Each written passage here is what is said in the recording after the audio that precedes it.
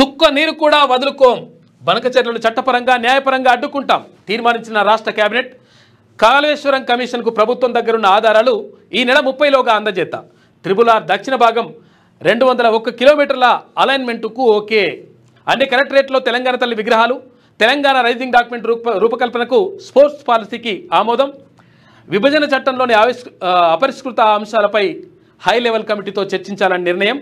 ఇక క్యాన్సర్ కట్టడికి ప్రత్యేక కార్యాచరణ, ఇది మంచి నిర్ణయం నిజంగా కూడా. ఎందుకంటే క్యాన్సర్ బాధితులు పాపం వాళ్ళు జీవితాలు ఏమైతే అర్థం కాని పరిస్థితిలో ఉంటారు. క్యాన్సర్ కానీ తర్వాత కిడ్నీ సంబంధించినటువంటి వ్యాధులు కానీ దీర్ఘకాలికంగా చాలా బాధపడుతుంటారు పాపం వాళ్ళు. అటువంటి వాళ్ళకు అండగా నిలవాల్సినటువంటి అవసరం ఉంది ప్రభుత్వం. నిజంగా కూడా ఈ నిర్ణయం తీసుకుంది మంచి నిర్ణయం ఇది. ఇక సలహాదారుడుగా డాక్టర్ నూరు దత్తాత్రేయ హైకోర్టు తీర్పు ప్రకారమే స్థానిక ఎన్నికలపై ముందుకు. ఈ కేబినెట్ సమావేశంలో తీసుకున్న నిర్ణయాల అమలుపై 3 నెలలకు ఒకసారి ప్రత్యేక రివ్యూ. సీఎం రేవంత్ రెడ్డి అధ్యక్షతన 6 గంటల పాటు సాగిన కేబినెట్ భేటీ. వివరాలను వెల్లడించిన మంత్రులు పొంగులేటి శ్రీనివాసరెడ్డి, పొన్నం ప్రభాకర్, వాకిడి శ్రీహరి అని చెప్పేసి ఒక వార్త కనిపిస్తూ ఉంది.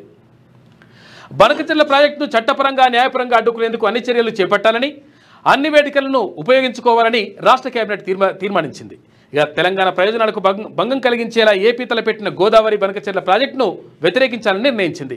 కాళేశ్వరం ప్రాజెక్టుకు సంబంధించి ప్రభుత్వం దగ్గరున్న పూర్తి వివరాలను ఈ నెల 30లోగా జస్టిస్ ఘోష్ కమిషన్కు అందించాలని నిర్ణయించింది.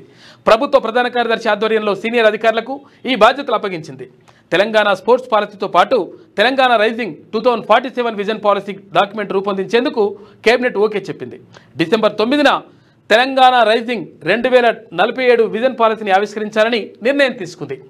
ఇక విభజన చట్టంలో ఇప్పటికీ అపరిష్కృతంగా ఉన్నటువంటి అంశాలపై తెలుగు రాష్ట్రాలు అధికారుల కమిటీ సమావేశంలో చర్చించాలని కేబినెట్ నిర్ణయించింది.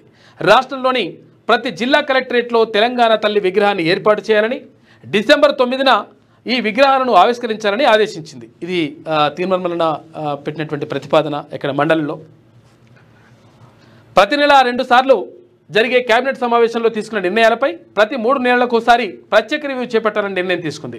ఇక సోమవారం సీఎం రేవంత్ రెడ్డి అధ్యక్షతన సెక్రటేరియట్లో జరిగిన దాదాపు 6 గంటల పాటు కేబినెట్ సమావేశం జరిగింది.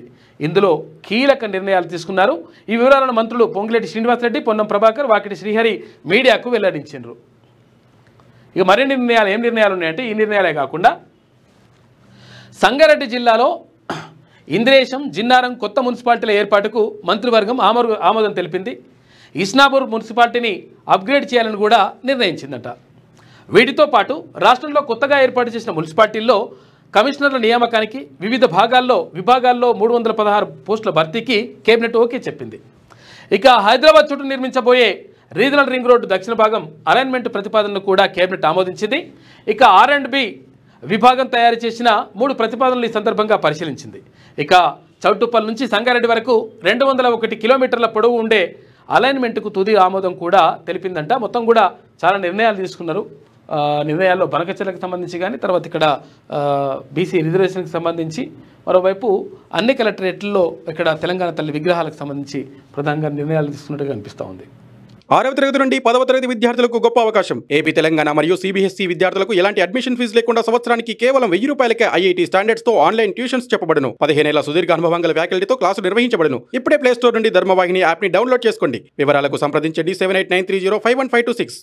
లేటెస్ట్ న్యూస్ తెలుగు మరియు ఇంగ్లీష్ అప్డేట్స్ కోసం ఇప్పుడే క్యూన్యూస్ అఫీషియల్ యాప్ ని ప్లే స్టోర్ నుండి డౌన్లోడ్ చేసుకోండి. సరికొత్త సమాచారాల కోసం క్యూన్యూస్ వెబ్సైట్ ని ఫాలో అవ్వండి. ఛానల్లో ప్రాంతీయ, జాతీయ, అంతర్జాతీయ వార్తలు వీక్షించండి. లైక్ చేయండి.